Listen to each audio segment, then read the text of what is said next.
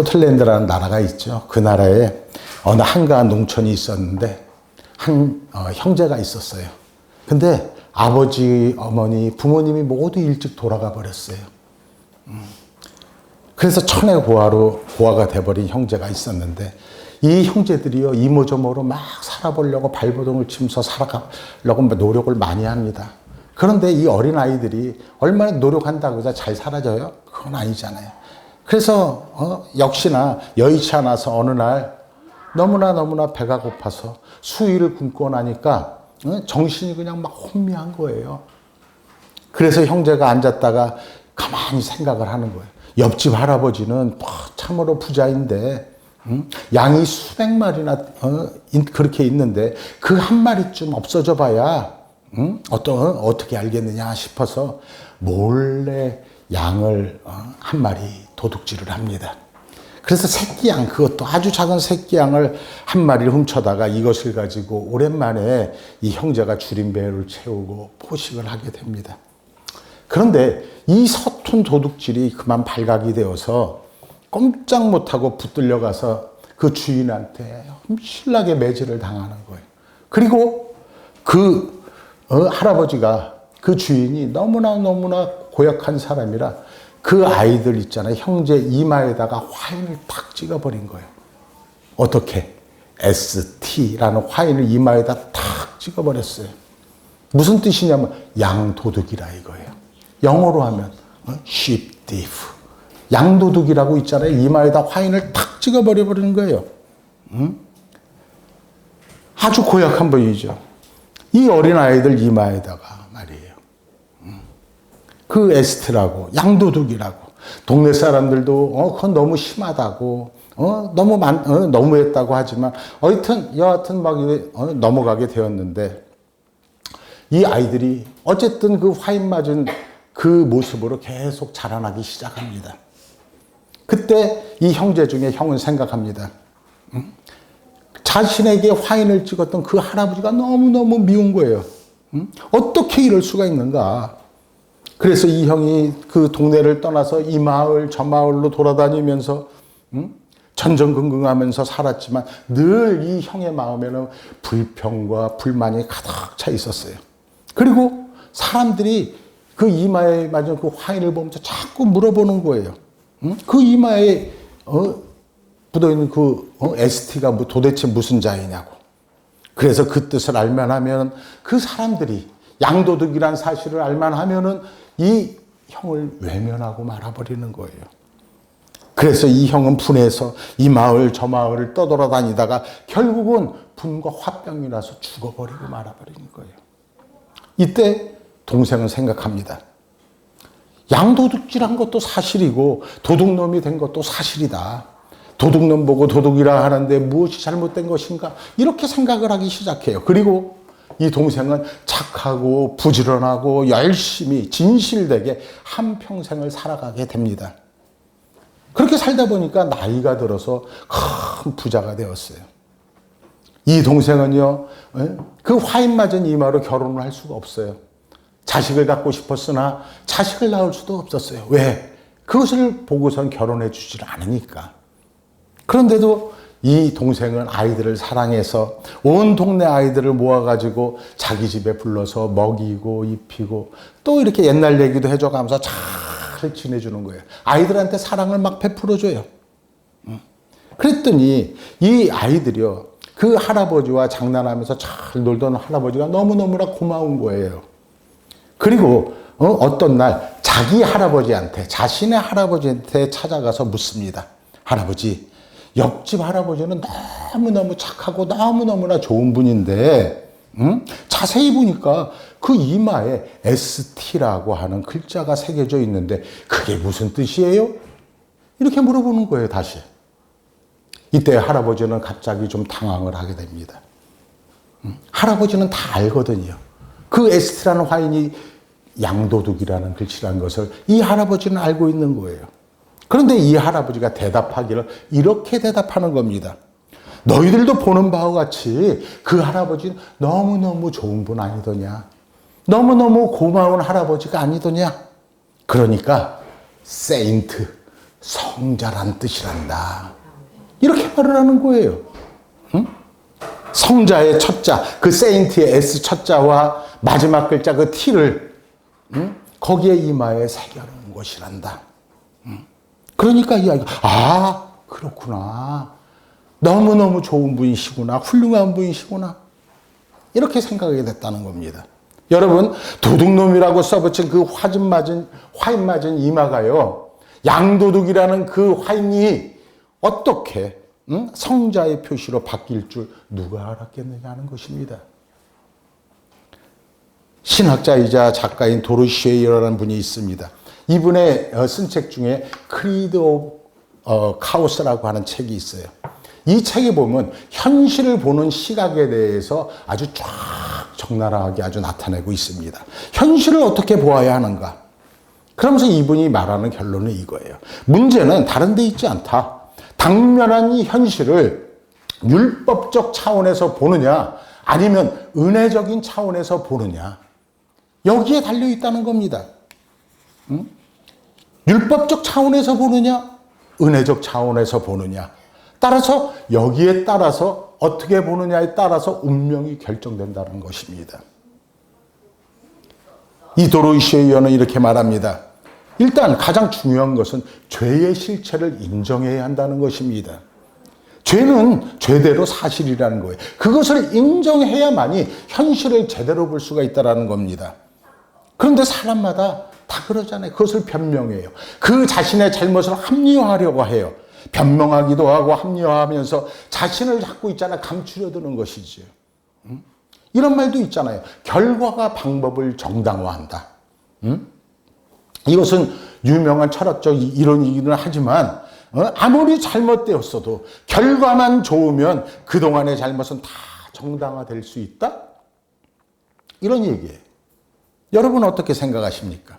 또는 무엇 때문이고 뭐 때문이라고 자꾸 이유를 대는 거예요. 그러므로 이것은 합리화할 수 있다고 생각하는 사람들이 있습니다.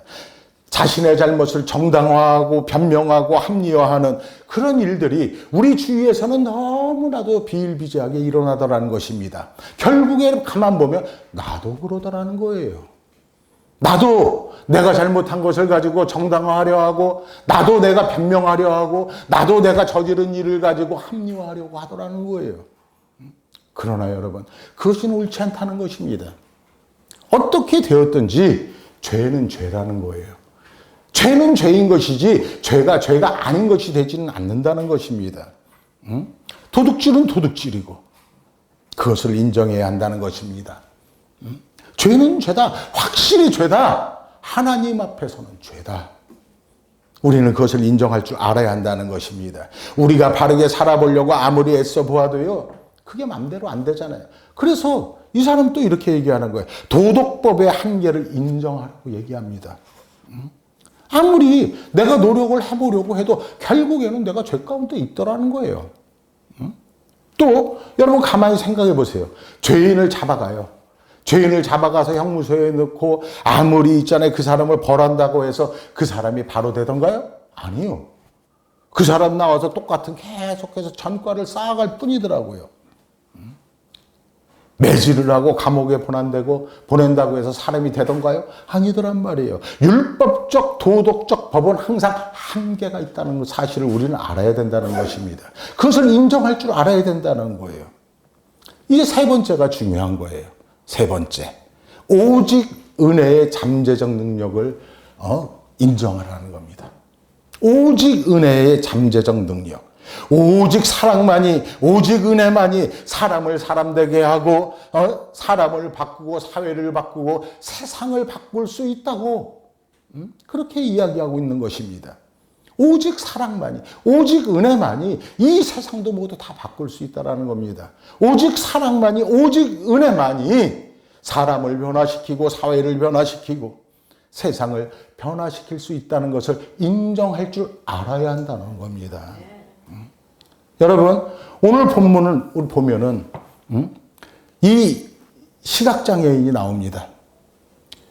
이 시각장애인을 보면요 문제 중에 문제예요. 문제의 대표 중에 문제를 오늘 여기서 다루고 있는 거예요. 깊은 해답을 주는, 어떻게 보면 굉장히 복음적인 메시지가 오늘 본문에 나타나 있다고 할 수가 있는 것입니다. 여러분, 오늘 본문을 보면요, 한 아주 불행한 대표자가 나오잖아요.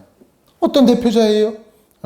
나면서부터 아무것도 세상을 본 적이 없는 사람이에요. 시각장애인이 나오잖아요. 그런데 이 사람이요, 다른 성경에도 뭐 40이 넘었대요. 40년 이상을 이 세상을 한 번도 눈으로 볼 수가 없었던 사람이란 말이에요. 그래서 길거리에서 일을 할 수 없으니까, 보이지 않으니까 거리인으로 살아가는 그런 이 시각장애인이 나와요. 자, 이제 이 불행한 사람, 이 한 사람을 놓고 한번 생각을 해보자는 겁니다. 여러분, 이 시각장애인, 나면서부터 시각장애인인데 이 사람에게 잘못이 있습니까? 이 사람 본인에게 책임을 물어야 되겠습니까? 그러면 이 시각장애인은 왜? 누구 때문에 이렇게 나면서부터 앞을 못 보게 되었을까? 생각해 보신 적 있어요? 무엇 때문인가? 그 책임이 누구에게 있는 것이냐 하는 거예요.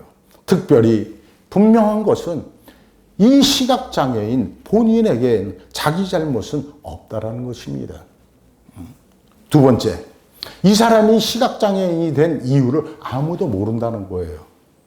아버지가 잘못한 것인지, 부모가 잘못한 것인지, 뭐 아버지가 뭐 바람을 피워서 그랬는지, 뭐 했는지 도무지 알 수가 없는 거예요. 세상이 잘못되어서 그렇게 됐는지, 어떻게 고난당하는 이유를 모르고 있다는 것입니다. 그리고 세 번째로, 이 시각장애인에게는요, 미래에 대한 보장이 전혀 없어요. 아무런 보장이 없어요. 이렇게 불행하게 출발해서 한평생을 불행하게 살아가야 하는 모습을 오늘 성경을 통해서 우리는 볼 수가 있다는 것입니다. 그래서 유명한 철학자의 말 중에 이런 말이 있습니다. 살아갈 이유를 알고 있는 사람은 어떻게 해서든지 반드시 살아갈 수 있다. 이렇게 말을 하고 있는 거예요.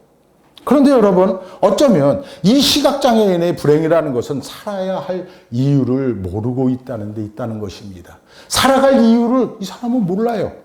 아무리 생각해도 살아야 할 이유가 있다고 여러분 생각이 드십니까? 그런데 또 이 사람이 죽지 못해서 또 살아가고 있는 모습이 성경에 나와요. 어떻게 보면 가장 불행한 사람이라고 할 수 있습니다. 이 시각장애인에게는요, 현실에 고통이 있어요. 고통이 있잖아요. 지금 당장의 현실에 다가와 있어요. 이 사람은요, 과거를 몰라요. 미래도 알 수 없어요. 어떻게 자신의 삶이 전개되어 갈지 모르고 있단 말입니다. 그리고 한 가지 더 플러스 알파가 있는데, 사람들의 평가가 있는 거예요. 누군지는 몰라요. 그러나 이 사람 옆에서요, 많은 사람들이 수군대기 시작합니다. 이 사람을 놓고 있잖아요, 평가를 하기 시작해요. 그러니 얼마나 괴롭겠어요. 여러분들을 놓고 있잖아요, 다른 사람들이 모여서 여러분들 얘기를 하고 있다고 생각해 보세요. 얼마나 기분 나쁘겠어요. 그렇지 않나요? 더군다나 이 사람을요, 좀 불쌍하다고 하는 동정의 대상이 아닌 신학적 토론의 주제를 삼고 있더라는 거예요. 오늘 성경에 우리가 보는 대로 이 사람 보고 누구의 죄 때문이냐고 있잖아요. 따지는 거예요. 자기 일도 아니에요. 남의 일이에요. 남의 일을 가지고 콩나라 뭐 나라 이러면서 말이에요. 여러분은 이 시각장애인의 죄가 이 사람이 시각장애인이 된 데는 누구의 죄 때문에 그런 것 같습니까? 본인입니까? 아니면 부모입니까? 이 사람은 왜 불행해졌습니까? 그 까닭을 물어보는 거예요. 그런데 여러분, 이 불행한 사람을 앞에 놓고 사람들이 막 이러쿵저러쿵 막 얘기할 때 솔직히 이 사람이 얼마나 역겨웠겠어요. 얼마나 고통스럽겠어요. 저 같으면 가만히 안 있었을 것 같아요. 뭐 보이든 안 보이든 막 집어던지고 산에 잡히는 것 같고 죽이니 살리니 했을지도 모르겠어요. 여러분, 사람들은 그러는 거예요. 안 보는 데서 안 보인다고 있잖아요. 이 사람을 손가락질하고 이 사람을 욕하고. 그래서 칼빈은 얘기합니다. 우리는 종종 남의 고통에 대해서 세 가지 오류를 범하고 있다는 겁니다. 남의 고통에 대해서 우리가 말하고 있다는 거예요. 오류를 범하면서도. 무엇이냐? 남의 고통은 꼭 죄 때문이라고 말하기를 좋아한다는 거예요. 어떤 사람이요, 잡혀갔어요. 아이고, 네 전에 하던 꼴을 보니까 잡혀갈 만하다. 이렇게 말하는 걸 좋아한단 말이에요. 자기 고통은 죄 때문이 아니고 남의 고통은 그 사람의 죄 때문이라고, 그가 당한다는 것이 보통 사람들이 말하고 있는 심사예요. 또 하나, 두 번째는 그 사람을 이해하는 데 대해서 아주 엄격하다는 거예요. 엄격한 잣대를 들이대더라는 것입니다. 여러분, 사람들은 그래요. 자기의 잘못에 대해서는 엄청나게 관대해요. 자기가 잘못하면 얼마든지 용서받을 수 있는 죄라고 생각을 해요. 그래서 자기 잘못에는 아주 관대하고 남의 잘못에 대해서는 아주 엄격한 잣대를 들이대더라는 것입니다. 이런 것들이 인간의 오류라는 겁니다. 그리고 세 번째, 자신은 예외로 생각한다는 거예요. 나는 아니다라는 거예요. 무슨 얘기냐? 저 사람은 이런 죄를 지었지만 나는 아니다라는 거예요. 저 사람은 이런 불행이 있지만 나는 이런 불행이 없다라고 믿고 싶은 거예요. 저 사람은 이런 일을 하지만 나는 이런 일을 하지 않는다라고. 그렇게 생각한다는 것입니다. 나는 예외라고, 그 사람과 다르다고 이렇게 생각한다는 거예요. 알고 보면은 뭐 50보 100보 거기서 거기인데 말이에요. 특별히 오늘 본문을 자세히 보면요, 그 시각장애인 주위에 있는 사람들은요, 구체적인 대책을 얘기하지 않아요. 이 사람이 어떻게 하면 눈을 뜰까, 이 사람을 어떻게 하면 도와줄까, 이런 얘기는 전혀 없고 그저 추상적인 얘기, 그냥 이런 얘기만 하고 있어요. 가만 보세요. 다시 말하면 무익한 논쟁만을 벌이고 있더라는 것입니다. 어떻게? 이것이 부모의 죄 때문인가? 본인의 죄 때문인가? 본인의 죄라면 이 사람이 태어나기 전부터 무슨 죄를 지었길래 시각장애인으로 태어났는가? 부모의 죄라면 이 사람이 시각장애인이 된 거 너무너무나 억울하지 않는가? 이거예요. 자, 뭐 이런 추상적 토론을 사람들이 끊임없이 계속해서 해나가고 있어요. 특별히 유대 사람들은요, 어떻게 생각하냐면요, 유대 사람들은 모든 고난이 오잖아요. 환난이 오면 뭐라고 생각하냐면 모든 것들이 죄 때문이라고 사람들은 생각해요. 죄 때문에 이런 환난이 온다고, 죄 때문에 고난이 온다고. 그래서 이 사람들이 있잖아요. 이 시각장애인을 앞에 놓고 하는 말이 누구의 죄 때문이냐고 계속해서 있잖아요. 말하고 토론하고 묻고 그러는 거예요. 그런데요, 가만히 생각해 보면요, 너무너무 섭섭한 점도 있어요. 이 토론을 하는 사람들 중에 예수님의 12제자들도 있더라는 거예요. 12제자. 여러분 잘 아시잖아요. 예수님을 만나면 뭐예요? 병마가 떠나가잖아요. 병이 고쳐지잖아요. 안 보이던 소경이 눈을 뜨게 되잖아요. 예수님께서는 그런 능력이 계신 분이잖아요. 예수님은 병을 고치실 수 있는 분이잖아요. 그런데 이 시각장애인을 보자마자 주여 이 사람을 고쳐주세요. 예수님 이 사람을 꼭 고쳐주셔야겠습니다. 이렇게 말하는 제자들 한 명도 없더라고요. 사람들도 한 명도 없더라고요. 이 사람을 가지고 뭐 잘났니 못났니 뭐 이상한 헛소리만 계속하고 있는 거거든요. 12제자도 그랬다는 거예요. 그런 말은 하지 않고 말에 계속해서 시비를 하고 있고요. 이런 것들이 예나 오늘이나 사회적 문제가 되고 있잖아요. 그런데요, 이것에 대한 예수님의 접근 방법, 예수님의 해답을 한번 들어보실래요? 예수님께서는 어떻게 접근하시고 어떻게 말씀하시는가? 예수님은요, 철학적 이론으로 말씀하지 않으세요. 신학적 토론도 하지 않으세요. 딱 이렇게 하나님의 하시고자 하시는 일을 나타내고자 하심이라. 높은 차원에서 하나님의 그 사역의 차원에서 이 사건을 보도라는 것입니다. 이것이 예수님의 보는 시각과 우리가 보는 시각이 다른 점이에요. 놀라운 말씀 아닙니까? 여러분 하나님의 경륜을 한번 생각해 보세요. 골로새 1장 25절의 말씀에 보면 이렇게 나옵니다. 내게 주신 경륜을 따라 내가 사도가 되었노라. 이렇게 나오잖아요.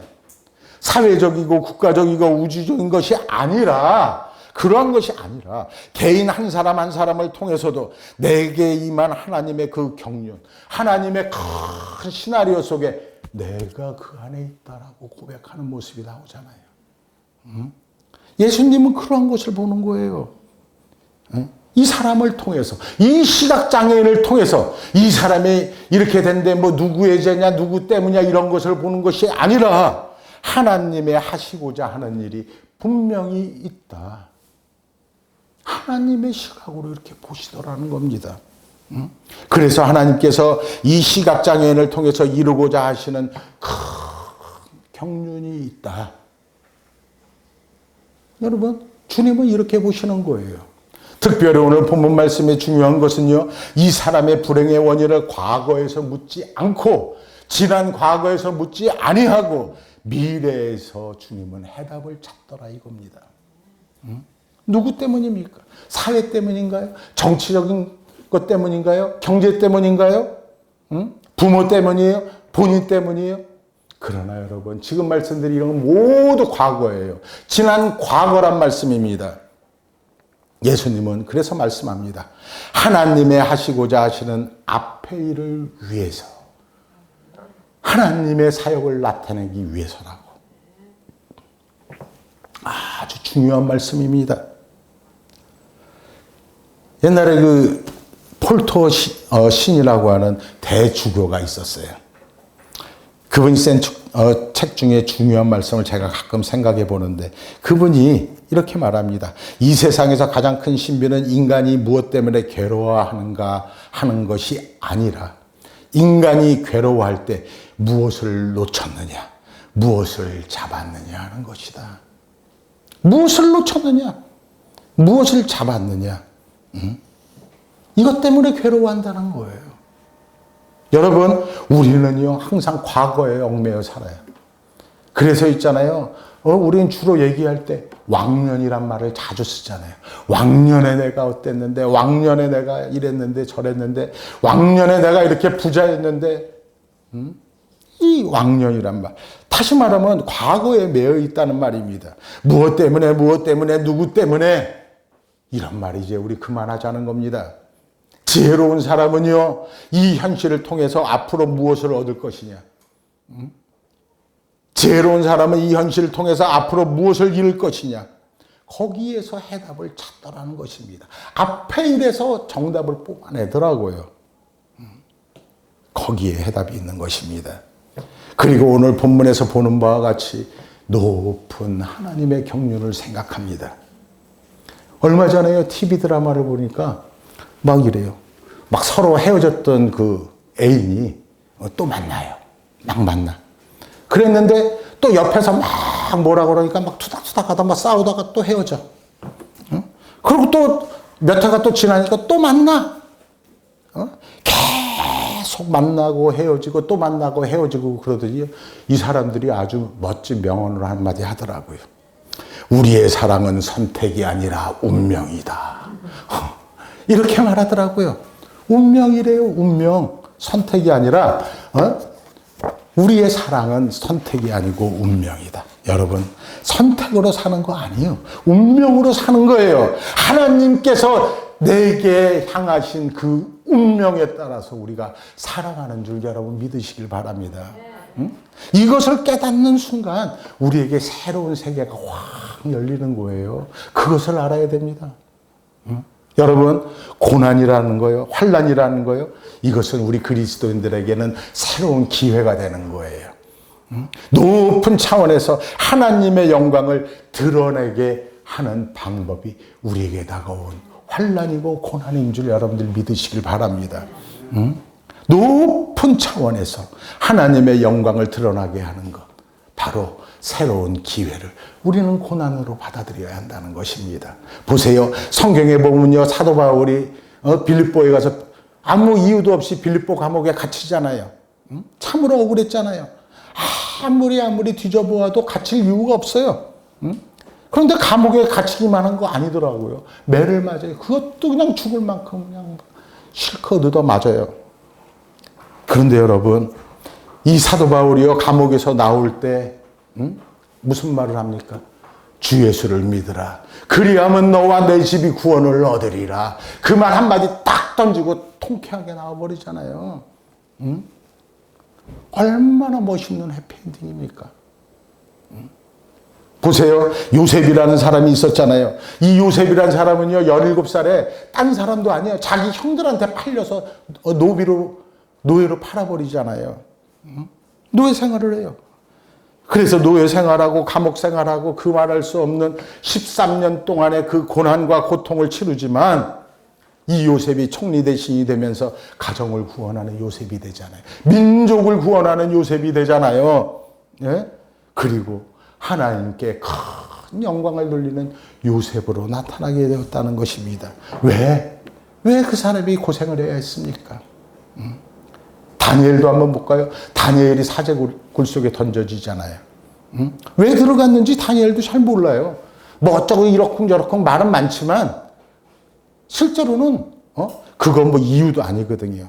그런데 여러분, 이 다니엘이요, 사자굴에서 나올 때 얼마나 영광스럽게 그 사자굴에서 나오게 됩니까? 높임을 받으면서 나오게 되지 않습니까? 우리는 깊이 생각해야 합니다.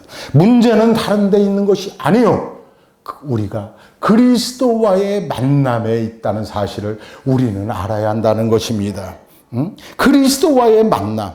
여러분, 이 사람, 오늘 본문에 나타난 이 시각장애인, 이 사람이요, 예수님을 만날 때 역사가 이루어지는 거잖아요. 이 사람이 눈을 뜨게 되는 거잖아요. 여러분들도 예수 그리스도를 다시 만남으로 인해서 여러분들의 삶이 새로운 역사로 가득 채워질 수 있다는 사실을 여러분들이 믿으시길 바랍니다. 예수님을 만날 때 내 새로운 미래가 펼쳐지는 줄 여러분들이 믿으시길 바랍니다. 하나님의 하시고자 하는 일이 바로 여러분들 한 사람 한 사람을 통해서 이루어지게 되는 줄 여러분들이 믿으시길 바랍니다. 저는요, 이 시각장애인, 이 사람 있잖아요. 오늘 본문에 나타난 이 장애인의 믿음을 높이 평가하고 싶어요. 여러분들이 아시는 대로 시각장애인들은요, 보이지 않으니까 뭐가 발달해? 귀가 발달하잖아요. 또 입이 발달하게 돼요. 청각이 또 아주 그냥 특별히 발달되는데 다른 사람보다 몇 배나 예민하잖아요. 보지 못하는 대신 잘 듣고. 옆에서 사람들이 있잖아요. 이 사람을 사이에 두고 얘기할 때 그 소리 들었겠어요? 못 들었겠어요? 우리보다 더 잘 들었을 겁니다. 누구의 죄 때문이냐, 부모 때문이냐, 너 때문이냐 이러면서 많은 것들을 있잖아요. 말들을 들었을 거 아닙니까? 불쌍하게도. 그래서 아까 제가 말씀드렸잖아요. 제가 이 시각장애인이었다면 그냥 안 있었을 거라고 막 다 집어던지고 난리법석을 떨었을 텐데 이 사람은요, 아무 소리 안 하더라는 거예요. 아무 말이 없어요. 화도 안 내요.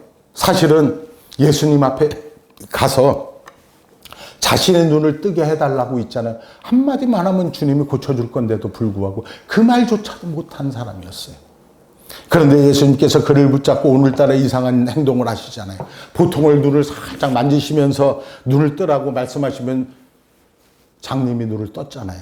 시각장애인들이 눈을 떴어요. 그런데 오늘은 어때요? 침을 뱉어서 흙을 뭉개서 눈에다 쫙 발라버렸잖아요. 눈에 바르는 거예요. 가만히 생각해 보세요. 먼지 하나만 들어가도 막 비비고 불어달라고 그러고 별짓 다 하는데 흙을 갖다 진지겨서 눈에 발랐다고 여러분 생각해 보세요. 얼마나 아팠겠어요. 그런데 이 사람은 참아요. 그리고 이렇게 해놓고 눈을 뜨라고 있잖아요. 이제 발라놓고선 주님이요, 눈을 떠라. 이 말씀도 안 해요. 뭐라 그래요? 실로암에 가서 씻어라. 이 말씀만 하는 거예요. 씻어라. 그런데요, 실로암에 가서 씻으면 너 눈 뜰 거야. 이런 말씀 또 안 하세요. 그냥 실로암에 가서 씻어라. 이 말만 하시잖아요. 그러니까 이 시각장애인이 어떻게 했어요? 지팡이 하나는 들고 있었겠죠? 타닥타닥 막 때리면서 막 가다, 빨리, 아프니까 빨리 씻으려고 막 급히 갔을 거 아니야. 가다가 쓰러지고 넘어지고 엎어지고 했을 건데, 아무 말 없이 이 사람은 갑니다. 가면서 무슨 생각을 했을까? 생각해 보면 참으로 마음도 아파요. 번 것도 없이 의심도 많이 했을 것 같아요.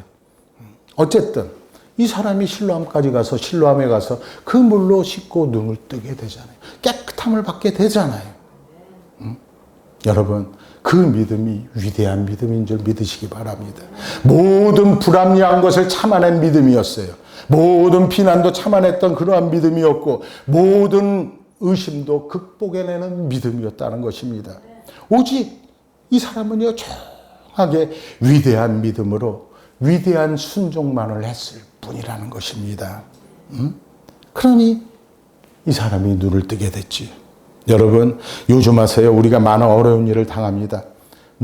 지금도 비가 많이 와서 인재니 천재니 말들이 많아요. 우리가 고난을 당하는 데에는요, 확실한 이유가 분명히 있음을 우리가 알아야 할 것입니다. 뭔가 잘못했기 때문에 그럴 수도 있습니다. 그러나 우리는 원인을 모를 때가 많이 있더라는 것입니다. 왜 이런 일이 있어야 하는지 알 수가 없는 거예요. 도대체가 알 수가 없는 거예요. 그래도 여러분, 고난이란 현실은 우리에게 있습니다. 환난이란 현실은 우리에게 분명히 있습니다. 그러나 여러분, 우리가 이거 한 가지만큼은 우리가 잊지 말자는 것입니다. 나는 그 이유를 모르고 있으나 하나님께서는 분명히 그 이유를 알고 계시다는 것입니다. 나는 무가치한 고난을 당하고 있는 것 같지만 여러분, 하나님께서는요, 분명 가치가 있는 고난을 우리에게 허용하셨을 것입니다. 나는 목적 없는 고난을 당하는 것 같지만 하나님께는 분명한 목적이 있음을 우리가 알아야 할 것입니다. 나에게는 대책이 없어요. 그러나 여러분, 하나님께는 분명한 대책이 있다는 사실을 우리가 알아야 한다는 것입니다. 나에게는 대책이 없지만 하나님께서 그 하시는 일, 하나님의 그 지혜와 능력, 그 속에서 하나님의 하시고자 하시는 일을 나타내게 하시고자 나를 사용하신다는 사실을 우리는 잊어서는 안 될 것입니다. 우리 깊이 생각하십시다. 오늘이 있으면 오늘이 있기 위해서 어제가 분명히 있었습니다. 아니, 내일을 위해서 오늘 이 시간이 있는 줄 여러분들이 믿으시길 바랍니다. 이것을 알고 조용히 순종하는 것이 바로 믿음인 것입니다. 귀하고 위대한 역사는 우리 눈앞에 있는 것입니다. 그 위대한 역사의 주인공이 되는 여러분들 되시기를 주의 이름으로 축원을 드립니다. 우리 이제 더 이상 과거는 묻지 맙시다. 왜 이런 일이 있었고 저런 일이 있었는지 묻지 말자고요. 우리 앞에는 밝은 미래가 있음을 알고 나에게 고난이 올지라도 환난이 올지라도 하나님께서 나를 통해 이루고자 하시는 분명한 그러한 일이 있음을 알고 순종하며 담대히 이 세상을 향하여 나아갈 수 있는 여러분들 되기를 주의 이름으로 축원을 드립니다.